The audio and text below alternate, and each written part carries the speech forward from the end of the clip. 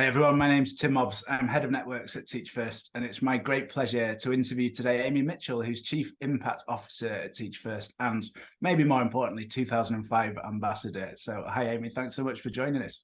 Hi Tim, nice to speak to you. Well, let's dive straight in. So could you give us an overview of your career so far from the glory days of 2005 right through to now? Yeah, so I've had a lot to do with Teach First in that period. So I graduated from university, the University of Nottingham. I studied physics and philosophy. I graduated in 2004, actually applied to be part of the 2004 cohort, was successful, but at the time they didn't do deferrals or anything like that. So I dropped my place, went traveling for a year with friends, and then came back, reapplied, got a place in 2005 cohort, taught secondary science in East London.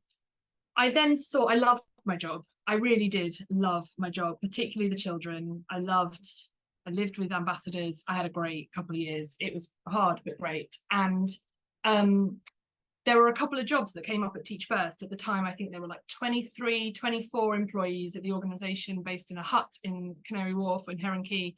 And my housemate at the time and I thought, well, we'll have a crack at those jobs. We'll see. Probably won't get them because there's only a few of them. And at the time, I think they were only marketed to like ambassadors. I don't quite know how they got away with it, but they did. And both she and I were successful in getting a job. I was a leadership development officer in the London region at the time. And so I left school. I took on this role and basically supported new teachers in their first year of teaching. I did a master's in new teacher development at the same time and spent my days in classrooms in London with Teach First participants. I ran summer institutes in 08, 9, 10. So know loads and loads of ambassadors from those years, particularly based in London. After a couple of years, I got married. My husband and my new husband and I decided that we wanted to travel. So I left Teach First. I was planning on being a primary head. I wanted to be a primary head. Left Teach First, traveled the world, lovely time, spent some time at KPMG in the learning and development. It was really informative, wanted to be a primary head, began sorting out when I came back. So we've gone just over a year. When I came back, placements in primary, sort of tapping into my networks.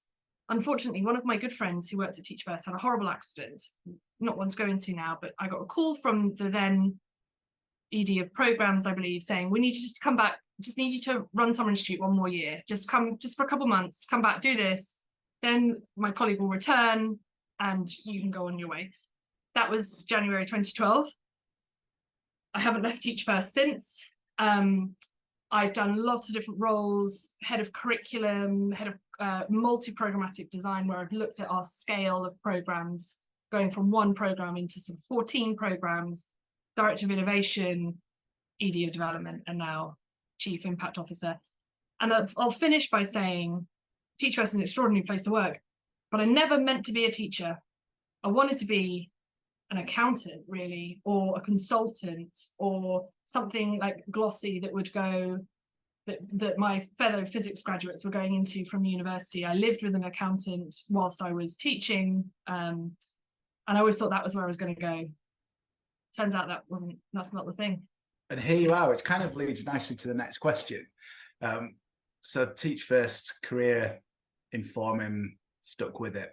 But what inspires you or motivates you most, like working with disadvantaged communities? So I think that's really changed over time. So when I first graduated and I worked in schools, I really had this sort of passionate belief that I wanted to give back. I'd had a really privileged education, state school, but grammar school, which for all intents and purposes, anyway, let's not go there. But I'd had a really privileged education. I wanted to give something back. I believed passionately in social justice. And it was that really drove me. And then you meet the children and then the rest is history, because you're really driven by the kids that you're working with day in, day out. That continued through my sort of more junior years as a professional. More recently, I would say it's driven by parenthood. And I think that's a real shift, isn't it? So my kids are 8.5 and nearly 7. And now it is like an abhorrent thought, the idea that they will receive anything less than excellent in their education. We live in South Bristol, they go to the local school, they will go to their local secondary, it will probably be an Oasis secondary. And I am fully committed to them having the very best quality of education. And I know, but I am in a different seat to most, and I can influence. And so for me, that sort of belief around social justice is still there, but it's like augmented by my role as parent. And now I just, if it's not okay for my kids, then it's not okay for any kids. And that just feels like my lifeblood, really. And that's the most powerful driver there is, I think, isn't it? As a dad myself, which again, it kind of leads to the next question then. So like, so there's clear passion there for the mission and like driving that forward. If it's not all right for your kids, it's not all right for anyone else's kids. Have you got any kind of stories from time in the classroom or like working at Teach First where that really stick with you in terms of like impact that you've seen and have been part of? I mean, I'm very privileged to have worked with hundreds and hundreds and hundreds of Teach First participants, some of whom are now, lots of whom are doing incredible things. So folks who I supported in professional studies, as it was then called, or as an LDO, or broadly on Summer Institute, who are now head teachers, deputy heads, assistant heads, in senior positions at charities, who I don't think Teach First can or should claim the sole responsibility for these amazing individuals doing great things. But I do like to think that we planted a seed, we instigated a community, a network of people who supported one another to go on to do great things. And I think I was at the gala dinner this week with Teach First, meeting folks who are still at it 15 years later, who might not have been. And I think that really, every time I go to something like that, I'm sort of reminded. I've got loads of stories of the kids that I taught that will live with me forever. Just kids who had really just a very, they were incredible, and they had a very limited view of the world as a result of their circumstances. So I taught in the shadow of Canary Wharf. These kids had never been into the city, and that sounds absurd now, but it was true. And I just think I don't claim, I was only there for 2 years, and I don't claim to have had a huge impact on their lives. But what sits with me is the role of teacher, the potential of teacher, and the influence that you have. I took a group of my year 10s to Jamie's farm. Jamie is a friend of mine. We went to Jamie's farm. We had an incredible time. And I genuinely think that experience, courtesy of Jamie and his mum and the colleagues there, will have changed them. And I think, so I'm fortunate to be able to see the more meta picture and to see hundreds of teachers doing amazing things as a result of their experience on Teach First. But personally, there are individual pieces that I'll never forget about working in the classroom. Brilliant. And you mentioned there kind of the network, the community, the ambassador movement. I'd love to kind of dive into that a bit with you. Like, so I think firstly, like, what does being an ambassador mean to you? And then what do you see as like the power of that collaboration and that community? So being an ambassador, for me, I guess the first thing that comes to mind is I think about my friends. So I lived with ambassadors throughout my time and post the program. They were my bridesmaids. Were their bridesmaids, godparents, still very, very important people in my life. And you know, they've been the reason I moved cities and was comfortable to move somewhere, because there were friends there who I knew from. So ambassador, the first thing I think about is friends. They are, you know, the bedrock of my life, really. My husband, we've been together a long time, but they are his best friends too, and their partners likewise. So that firstly, I think about friends. The movement, the community, something I really, in this role in particular, something I really believe in.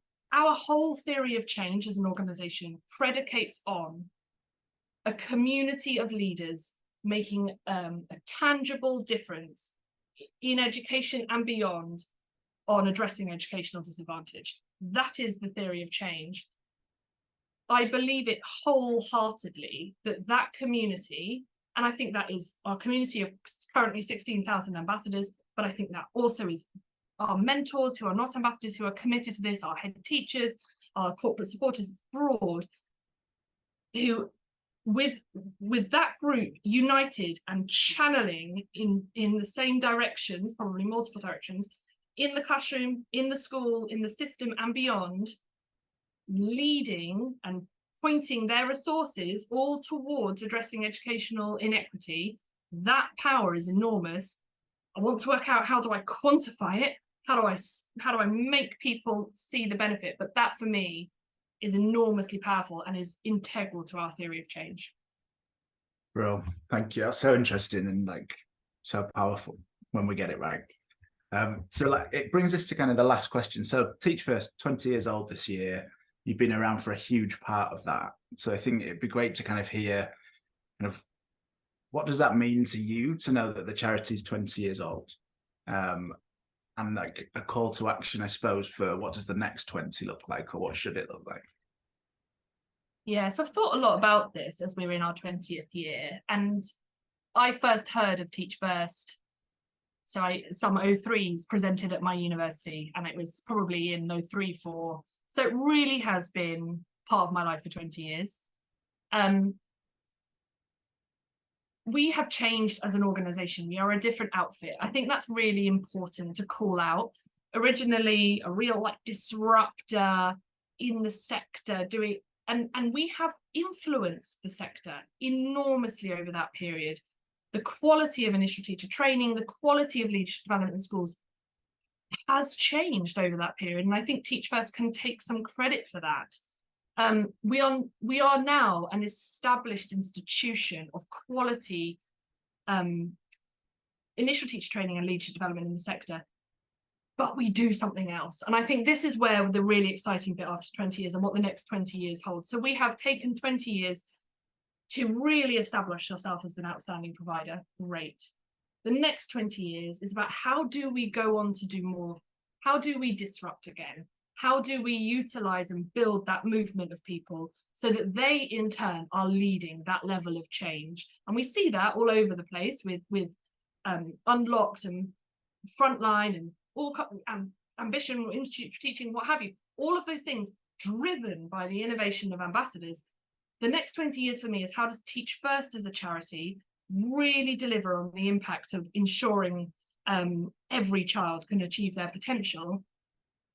But how do we do that through the movement? How we do that in a way that we continue to innovate and push others to improve, which is what we have demonstrably done over the last 20 years. Brilliant. So 1st of July, Great Ambassador Gathering. What are you most looking forward to? Because as I said, I've had the privilege of working with hundreds and hundreds of ambassadors. I'm just looking forward about seeing so many people who I haven't seen in years and years, and seeing what they're up to, saying hello, meeting their kids. I'm really, really looking forward to that. And also just the key collaborators with whom we worked. And it was the same at the gala dinner, just reminiscing and meeting people again is what I'm really looking forward to. I'm speaking, I'm looking forward to doing that and speaking with others, but more than anything, just catching up with people who I haven't seen. In some cases, it will be a decade more, but who I remember from Summer Institute or from school or from an event with Teach First, and just seeing people again.